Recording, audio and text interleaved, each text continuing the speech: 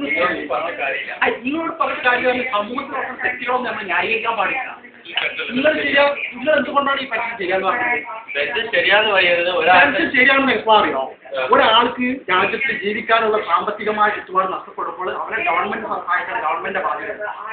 അപ്പോഴെ pension ഏർപ്പെടുത്താൻ ഇപ്പൊ നമ്മുടെ നാട്ടിൽ വിധവാ പെൻഷൻ കൊടുക്കുന്നുണ്ട്. എത്ര കൊടുക്കല്? 130 രൂപ. അതുകൊണ്ട് എന്താ ചെയ്യുക? സർക്കാർ എന്ത് ചെയ്യാം? വോട്ടിംഗ് ലാക്കാക്കിയിട്ടാണ് ഇതൊക്കെ ചെയ്യുന്നത്. 130 രൂപ കൊടുത്തിട്ട് വിധവാ പെൻഷൻ ഞങ്ങൾ കൊടുത്തു. കഴിഞ്ഞ സർക്കാർ ആറ് വർഷമായിട്ട് കൊടുത്തിരുന്നില്ല.